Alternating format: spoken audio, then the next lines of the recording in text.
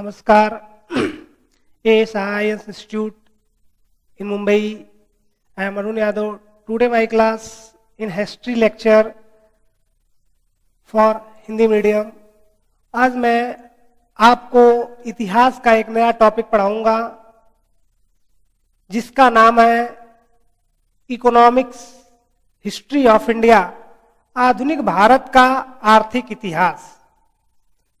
आधुनिक भारत का आर्थिक इतिहास.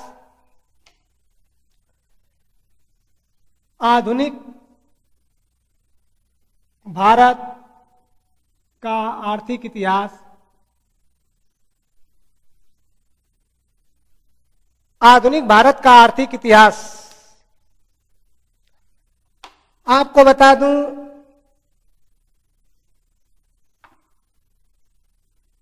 कि अंग्रेजों के आने से पहले या फिर विदेशियों के आने से पहले, कह सकते हैं यूरोपियों को आने से पहले, उपनिवेशवादियों के आने से पहले भारत का जो व्यापार था, भारत की जो संपन्नता था, वो भारत के पक्ष में थी.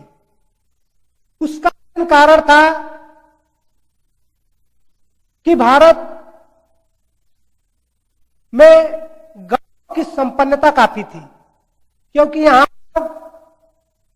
कृषि करते थे बाजार के लिए नहीं बल्कि आपसी सहचर्यता के लिए. वस्तु विनिमय, हम आपको यह देता हूं तो आप भी मुझे यह दे रहे हो, यानी एक दूसरे से क्या कर रहे हैं, इंटरचेंज कर रहे हैं, वस्तु विनिमय का कार्य कर रहे हैं. बाजार के लिए नहीं बल्कि आपसी सहचर्यता में कर रहे हैं. लेकिन अंग्रेज भारत में आए या फिर उपनिवेश भारत में आए तो उपनिवेश का मतलब ही होता है पूंजीवाद. पूंजीवाद का मतलब ही होता है कि हम जितना अधिक से अधिक संसाधनों पर पकड़ करेंगे उतना ही अधिक हम संपन्न देश कहलाएंगे. और आपको बता दूं, पूंजीवाद का ही अर्थ है कि हम अपने या फिर किसी देश पर अपना राजनीतिक आधिपत्य जमाकर उस देश के चाहे प्राकृतिक हो या फिर मानवीय हो, समग्र रूप से उसका शोषण करना. किसके लिए? अंग्रेज या फिर विदेशी अपने मातृ देश के लिए करते थे. कह सकते हो किसी देश को गुलाम बनाकर वहां के चाहे प्राकृतिक संसाधन हो चाहे मानवीय संसाधन का दुरुपयोग कर जो भी धन होता था, जो भी धन कमाते थे और जो भी धन हमारे देश से लूटते थे वो अपने यहां ले जाते थे, अपने देश के विकास के लिए ले जाते थे. और इसी इकोनॉमिक्स, कह सकते हो आर्थिक भारत के इतिहास का आरपी दत्त, रजनी पावदत्त ने इसी का आरपी दत्त, रजनी पावदत्त ने 3 चरणों में रजनी पावदत्त ने अपनी पुस्तक, इनकी एक पुस्तक का नाम है इंडिया टुडे. India today. इसी इंडिया टुडे में आरपी दत्त ने अंग्रेजों के आर्थिक नीति का, किसके? अंग्रेजों के आर्थिक नीति को, अंग्रेजों के आर्थिक नीति को 3 चरणों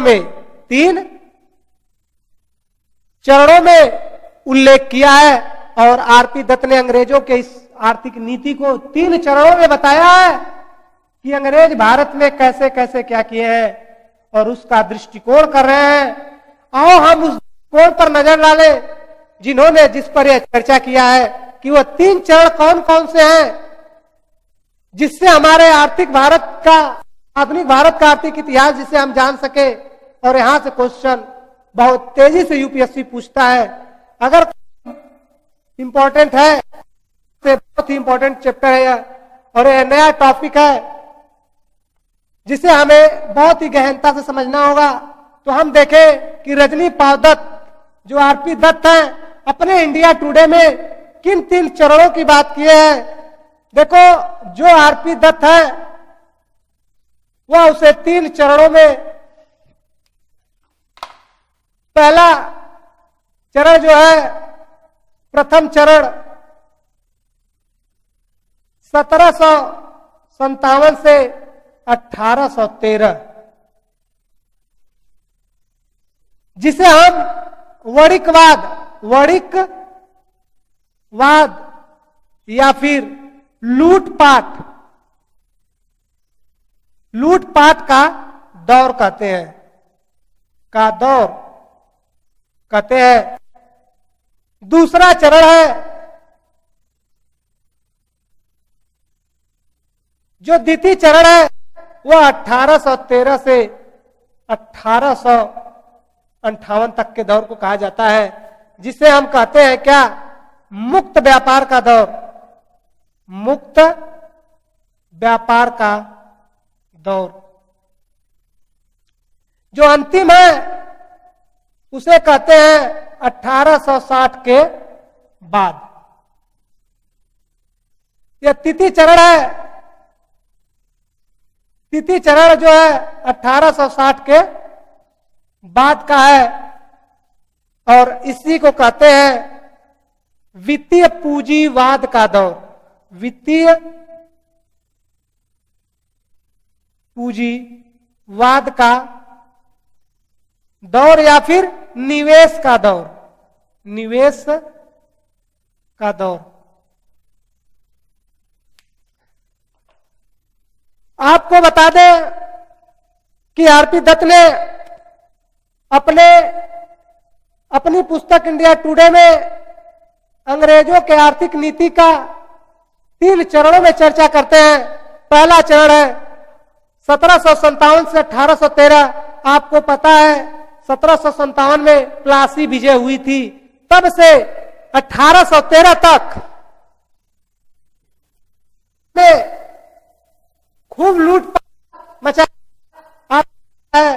प्लासी विजय के बाद अंग्रेजों ने भारत के विभिन्न जगहों, विभिन्न मंडियों, विभिन्न मार्केटों पर या तो युद्ध से या फिर जबरदस्ती कब्जा करके उस पर वहां का क्या करते थे, संसाधन को अति दोहन करते थे, बहुत ज्यादा दोहन करते थे, और यहां बहुत ज्यादा लूटपाट करते थे। आपको बताया प्लासी विजय के बाद बक्सर युद्ध होता है, उसके बाद भी 1765 में इलाहाबाद के संधि के बाद जब बंगाल की दीवाने मामला उनके हाथ में आता है तो वह और तेजी से दोहन करना प्रारंभ कर देते हैं। इसीलिए कहा जाता है 1757 से 1813 का दौर जो है वह वणिकवाद और लूटपाट का दौर है। या तो युद्धों द्वारा या संधियों या बलपूर्वक हमारी मंडियों, हमारे व्यापारियों के ऊपर या फिर हमारे देश या जहां पे मार्केटों पे कब्जा करते थे वहां जबरदस्ती लूट खटेस करते थे लोग।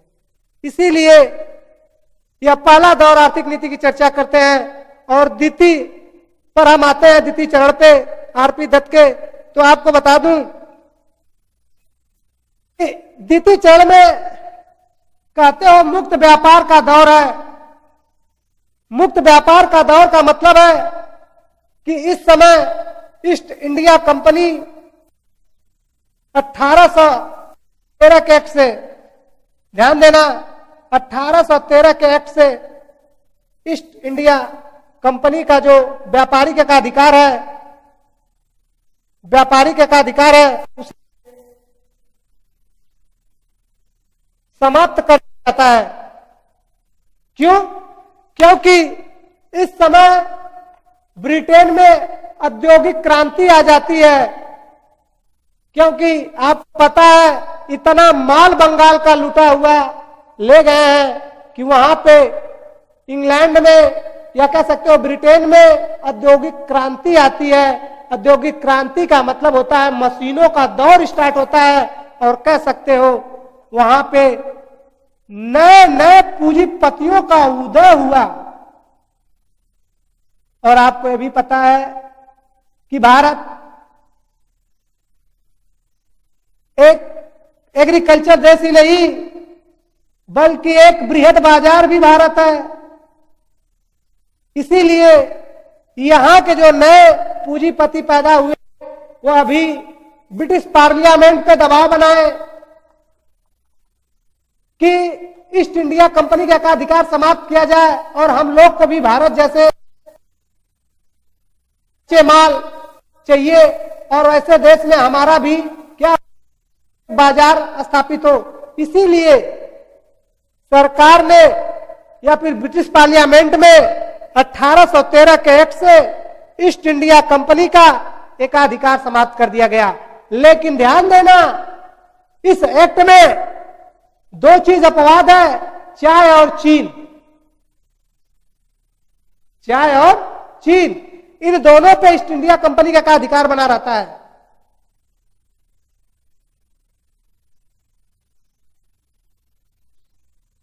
आपको बता दूं, जब मशीन का दौर स्टार्ट हो गया, मशीनों का दौर स्टार्ट हो गया, तो जब मशीनों का दौर स्टार्ट हो गया तो आपको यह भी मैं बता दूं कि यह लोग भारत को जबरदस्ती क्या करने लगे, कच्चा माल उगाही करवाने लगे, यानी भारतीय उद्योगों का क्या करने लगे, गला घोटने लगे। और भारतीय उद्योगों को चाहे वो ग्रामीण स्तर का हो चाहे शहरी स्तर का हो, और हमारे यहाँ जो गिल्ड व्यवस्था चल रही थी, चाहे ग्रामीण स्तर में कुटीर उद्योग हो या शहरों में जो उद्योग हो, सारे उद्योगों के लोग नष्ट कर दिए और भारत का क्या किए, ग्रामीणीकरण कर दिए। यानी भारत को अपने इकोनॉमिक्स पर डिपेंड करने लगे और भारत का इस कदर शोषण किए कि अंततः 1857 में महाविद्रोह हो गया इसी आर्थिक नीति के कारण। और इस दौर के बारे में मैं इसको बताया, लेकिन अगला जो तृतीय चरण का उनका तृतीय चरण में बताते हैं कि भैया तृतीय चरण में जो 1857 का महाविद्रोह हुआ था, जिससे अंग्रेजों को लगने लगा कि भारतीय हमसे खुश नहीं है या फिर भारतीय लोग हम लोगों से असंतोष फैला हुआ है, और 1857 का युद्ध बता दिया कि अगर तुम लोग इसी तरह लूटते रहे तो बहुत कम दिनों का मेहमान होंगे। इसीलिए अंग्रेजों को लगा कि अब ऐसा विद्रोह न हो, तब उन्होंने भारत में क्या किए, पूंजी निवेश की बात किए। पूंजी निवेश का बात किए, लेकिन उसके पीछे भी कुछ तर्क था उनका कि चलो हम जितना पूंजी इन्वेस्ट करेंगे उसी पूंजी से हम ज्यादा कमाएंगे वहां पे। यानी निवेश करने की बात तो ठीक है, लेकिन उस पूंजी जितना लगाएंगे नहीं, कहीं उससे ज्यादा हम निकालेंगे। इसीलिए आपको बता दूं, इसीलिए हमारे यहां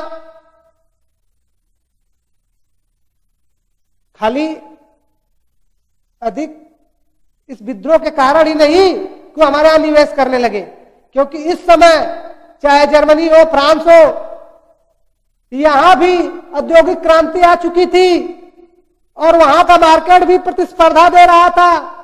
यही कारण था अंग्रेजों ने वित्तीय पूंजीवाद या फिर निवेश करके अधिक लाभ कमाने की बात तो की, और उसके साथ साथ इन देशों से प्रतिस्पर्धा देखकर हमारे यहां वो लोग क्या किए, रेलवे, बीमा बैंक, बीमा बैंकिंग या फिर बागान क्षेत्रों में भी इन्वेस्ट करने लगे। और आपको बता दूं, भारत में निवेश के कुछ अन्य कारक भी इनके थे। क्यों? क्योंकि 1857 के महाविद्रोह से स्पष्ट हो गया था कि भारतीय लोग इन लोगों से क्या है, असंतुष्ट है। और एक बात, स्वेज नहर खुलने से, इसी समय स्वेज नहर खुलता है, जिससे स्वेज नहर के खुलने से यूरोप और एशिया के बीच की दूरी क्या हो गई? कम हो गई। अगला है औद्योगिक क्रांति, खाली इंग्लैंड में ही नहीं बल्कि जापान, जर्मनी, फ्रांस जैसे देशों में भी हो गया, जिसके प्रतिस्पर्धा को देखते हुए, जिस प्रतिस्पर्धा को देखते हुए अंग्रेजों ने क्या किया? भारत में रेलवे, बीमा, बैंकिंग या फिर बागानों में इन्वेस्ट करना प्रारंभ किए।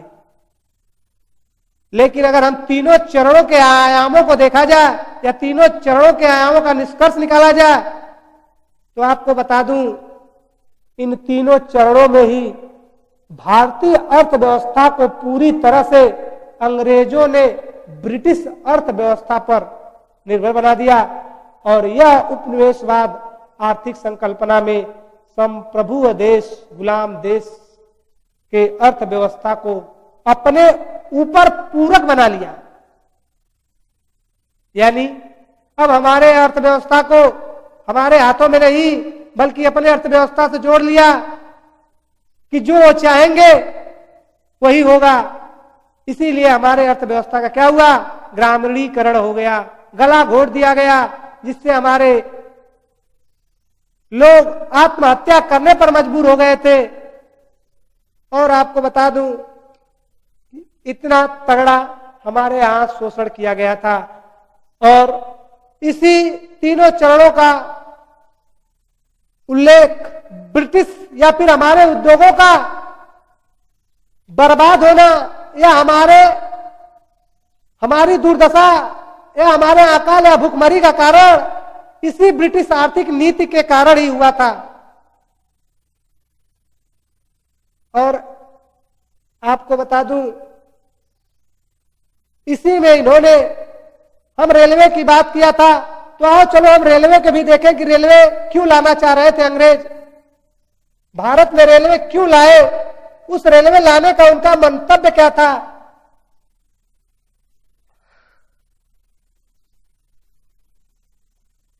तो आज आपको बता दूं, अंग्रेजों ने जो भारत में रेलवे लाया है, यह अंग्रेजों की अनुपम देन मानी जाती है, भारत के लिए वरदान माना जाता है। लेकिन यह भारत के वरदान के लिए नहीं लाए थे बल्कि रेलवे का विकास वो अपने लाभ के लिए किए थे। उनका लाभ किसमें समाहित था कि रेलवे लाएंगे, गांवों तक इसे ले जाएंगे, गांवों को शहरों से जोड़ेंगे कि हम गांवों तक सस्ते माल तक पहुंच रख सके। यानी हम गांवों से सस्ते माल लेकर बंदरगाहों तक पहुंचा सके, यानी गांवों को भी बाजारी अर्थव्यवस्था से जोड़ सके। क्योंकि आप जानते हो भारत गांवों का देश है, कृषि एग्रीकल्चर का देश है। बिना गांवों के जोड़े शहर संपन्न नहीं हो सकता या कोई देश विकास नहीं कर सकता। यही कारण था कि उनका मंतव्य था कि रेलवे लाएंगे और दुरुस्त क्षेत्रों को बाजार से जोड़ने का काम करेंगे। दुरुस्त क्षेत्र मतलब गांवों के क्षेत्रों को, दूर के क्षेत्रों को, जिससे हम कच्चा माल प्राप्त कर सके। और उनका दूसरा उद्देश्य क्या था? यदि कहीं विद्रोह हुआ, देख लो, यदि कहीं किसी राज्य में या कहीं विद्रोह हुआ तो हम तेजी से अपने सेना भेजकर उस विद्रोह को दबा देंगे। यानी हमारे यहां राष्ट्रवादी चेतना पनपने नहीं देंगे। सीधा सीधा उनका मानना है। और आपको बता दूं कि यही रेलवे आज हमारे यहां उनकी एक अनुपम देन मानी जाती है। आज हमारी पूरी इकोनॉमिक्स में कह सकते हो, आज हमारे यहां रोजगार हो चाहे सुविधा के आधार पे, रेलवे सबसे अच्छा साधन भी माना जा रहा है। और आपको यह भी बता दूं, लॉर्ड डलहौजी के शासनकाल में पहली बार लॉर्ड डलहौजी, ये भारत के वायसराय है, बन क्या है, लॉर्ड डलहौजी के शासनकाल में 1853 में पहली रेल, किसके शासनकाल में भैया? लॉर्ड डलहौजी। लॉर्ड डलहौजी के शासनकाल में 1853 में पहली बार रेलवे चलाई गई। कहां? मुंबई से ठाणे। मुंबई से ठाणे चलाई गई पहली बार। लेकिन पहली रेलवे लाइन, पहली रेलवे लाइन 1849 में 1849 में कलकत्ता से रानीगंज बिछाई गई। मैंने कहा पहली रेलवे लाइन जो थी,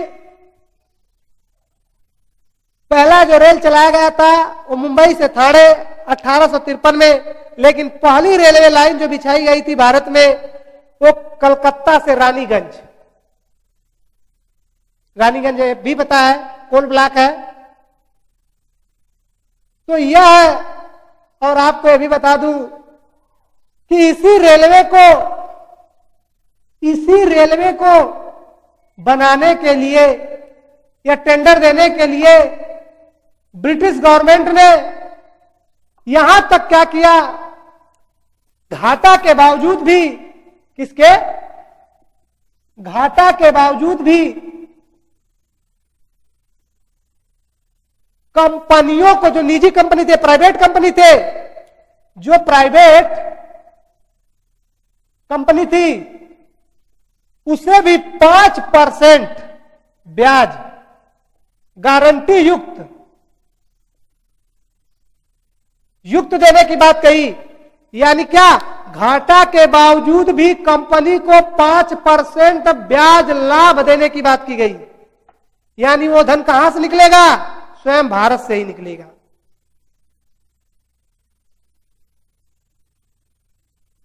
यानी आप सोच सकते हो कि भारत को किस कदर लूटा गया है, किस तरह लूटा गया है कि बताओ, जब रेलवे बनाने के लिए प्राइवेट कंपनियां को हानि होने के बावजूद भी उसे 5% हानि पूरा करने के बाद भी 5% उस पर ब्याज दे दो, तो धन कहां से निकाला गया होगा? भारत से। और आपको बता दूं, भारत में सर्वाधिक रेलवे लाइन लॉर्ड कर्जन के समय, किसके समय में? लॉर्ड कर्जन के समय में बिछाई गई। और आपको बता दूं, भारत का पहले जो रेल बजट और आम बजट था, ये थोड़ा करंट भी है, इस पे आपको फोकस करना होगा। यह मैं बता दूं कि भारत का जो रेल बजट है, भारत का जो रेल बजट है, पहले रेल बजट प्लस आम बजट एक ही चल रहा था। लेकिन 1925 ईस्वी में आकवर्थ या एकवर्थ, जो भी लिख लो, एकवर्थ कमीशन पर, एकवर्थ कमीशन की अनुशंसा पर आम बजट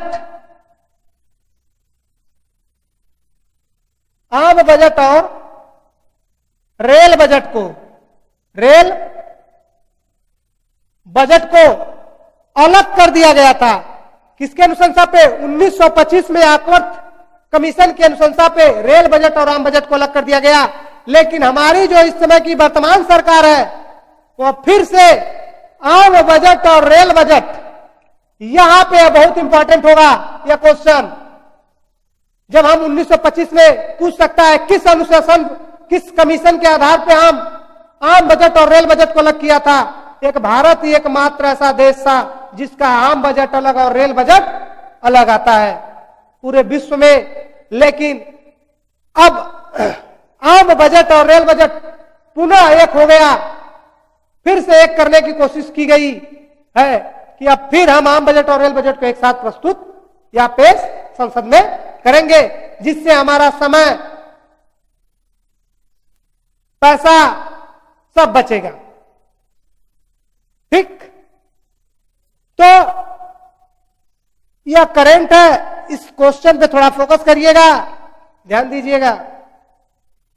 लेकिन आपको बता दूं, उदारवादी जो थे, कांग्रेस के जो उदारवादी है, ध्यान देना, कांग्रेस का जो पहला नेतृत्व करता है उसको हम उदारवादी कहते हैं, या कह सकते हो 1885 से लेकर लगभग 1907 के पहले तक उदारवादी ही थे। ठीक है, आगे मैं पढ़ाऊंगा कांग्रेस जब आएगा। लेकिन उदारवादियों ने अंग्रेजों के इस अनुपम देन को बड़ी तारीफ किए, वाह वाह वाह किए, लेकिन उग्रवादियों ने, यानी 1907 के बाद जो है उग्रवादियों ने इसकी बड़ी आलोचना किया और कहा कि इससे भारत में लोगों का शोषण और बढ़ेगा। ठीक है, और बढ़ेगा।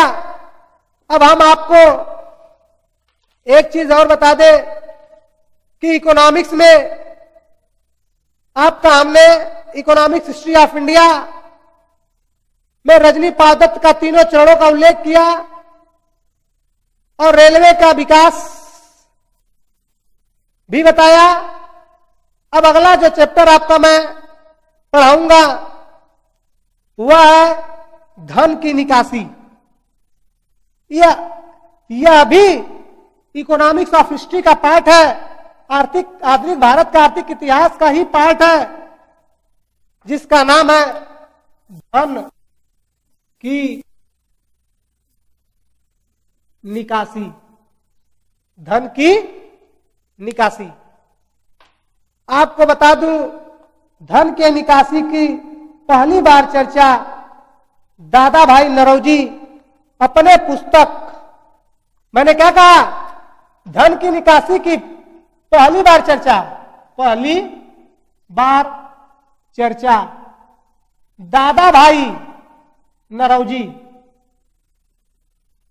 ने अपनी पुस्तक England debate to India, England debate to India, जरूरी नहीं इंग्लिश में लिखो, हिंदी में लिख सकते हो, इंग्लैंड डिबेट टू इंडिया में की। लेकिन अपने सबसे लोकप्रिय लेख poverty and un British rule in India में इसका सीधा करा है। इसमें तो खाली चर्चा किए, लेकिन इसका व्यवहारिक, यानी सबसे लोकप्रिय, यानी इसका सबसे ज्यादा मुद्दा जो इन्होंने बनाया, यानी कहा, यानी इसका सबसे ज्यादा जो चर्चा किया, सबसे ज्यादा जिसको व्यवहार में कहे, वो अपने अगले लेख poverty and un British rule in India में किया। 1996 में कांग्रेस अधिनियम में इसे कांग्रेस मंच पर भी चर्चा किया गया था। आपको बता दूं, नौरोजी साहब एक उदारवादी थे, वो भी जानते थे कि अंग्रेज हमारे यहां रहेंगे तो हमारा आधुनिकीकरण होगा। लेकिन बताइए, जब नौरोजी जैसे उदारवादियों ने यह बात कही कि हमारे देश से एक तरफा धन निकाला जा रहा है, बात समझिएगा, नौरोजी जैसे व्यक्ति भी कहता है कि हमारे देश से एक तरफा धन निकाला जा रहा है, जिसका लाभ हमारे देश को कुछ भी नहीं मिल रहा है, जिसका लाभ हमारे देश को कुछ भी नहीं मिल रहा है। आपको बता दूं, नौरोजी ने कहा, और इसी धन के निकासी को इतनी क्रूरता और बर्बरता से नौरोजी ने बताया, और आगे अभी कहते हैं, इसी के कारण हमारा संपन्न देश गरीबी, भूखमरी, अकाल, कुपोषण, जितना भी कह सकते हो, सब में ग्रसित हो गया। आपको बता दूं, नौरोजी साहब ने एक फैक्ट भी दिया कि भैया 1757 से 1764 पहले 65 भी कोई दिक्कत नहीं है तक हमारे देश से लगभग 40 लाख पाउंड मुद्राएं निकाली गई, 40 लाख पाउंड मुद्राएं निकाली गई, लेकिन यही सीधा आगे बढ़ते हुए यह 1800 तक यह मुद्रा टोटल हो गया 150 करोड़, 150 करोड़ पाउंड हो गया, जिससे हमारे देश के,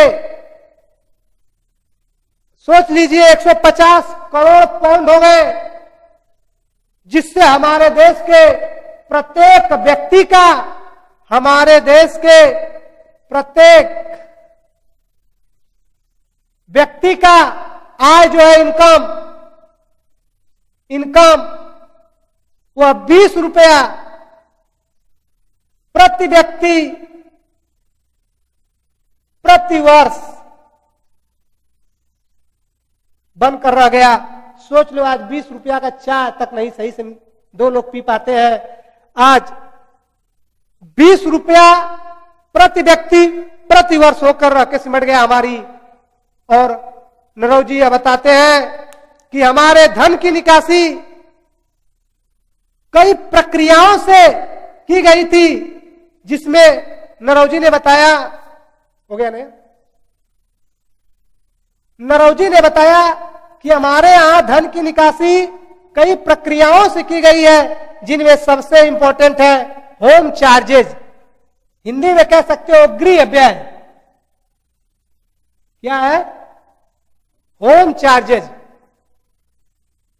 होम चार्जेज, हिंदी में कह सकते हो गृह व्यय,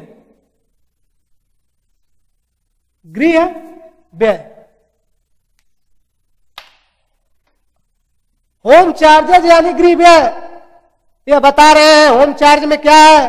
इन्होंने इसकी होम चार्जेज में बताया कि भैया ब्रिटिश अधिकारी हो या फिर उसका सेना हो, या फिर उस सेना का वेतन हो या पेंशन हो या फिर वर्दी भत्ता हो, चाहे उसके सेना विदेशों में खुद क्यों नहीं लड़ रहे हो, चाहे अफ्रीका में लड़े चाहे अमेरिका में लड़ रहे हो, सारा खर्च कौन देगा? भारत। क्यों भाई? हम लोग गुलाम है ना, इसलिए। यानी हमारे रिवेन्यू पर इस तरह हस्तक्षेप कर चुके थे कि हमारे यहां से धन, खाली अधिकारियों को वेतन पेंशन तो छोड़ो, आगे देखो भारत से बाहर कहीं भी युद्ध लड़े होंगे, आर्थिक क्षति हुई होगी तो उसकी पूर्ति कौन करेगा? भारत।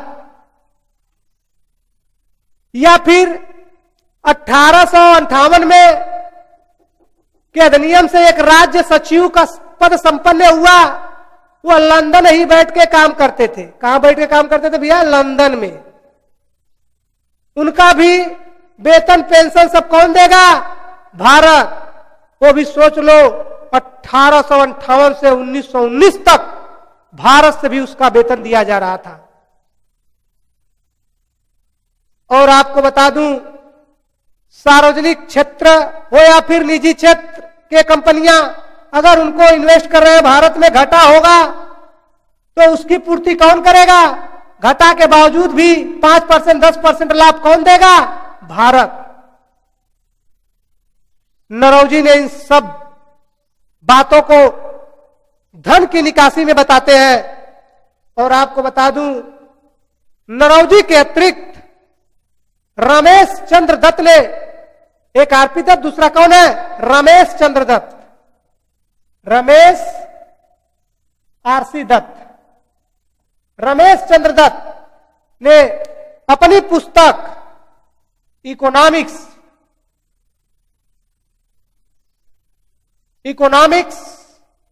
ऑफ इंडिया में, इकोनॉमिक्स ऑफ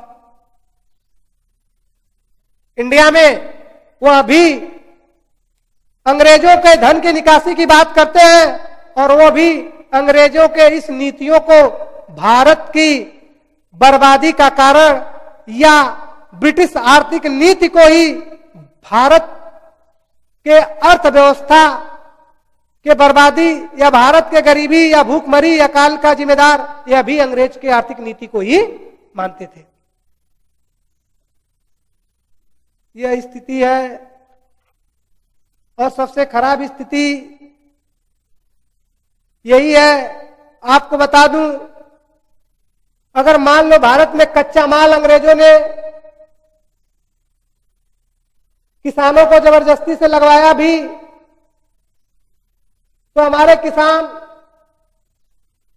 उनके ऋणग्रस्तता के चुंगल में फंसते चले जाते थे, जो किसान से दास बन जाते थे। सोच लो, अंग्रेजों ने हमारे इकोनॉमिक्स को बर्बाद करने का बहुत सही काम किया था। एक तरफ यह ब्रिटेन समझ लो, यह भारत, यह ब्रिटेन है, यह इंडिया है। आपको बता दूं, हमारे यहां से जो वस्त्र बन के जाते थे, जो हमारे वस्त्र हैं, उस पे अपने देश में जाते ही टैक्स लगा दिया था, टैक्स लगाया था। लेकिन ब्रिटेन से जो वस्तुएं भारत आता था, उसे टैक्स क्या किया था? फ्री किया था, टैक्स फ्री, कि उनकी वस्तुएं हमारे देश में आए और आसानी से क्या बने? सस्ता होके बिके।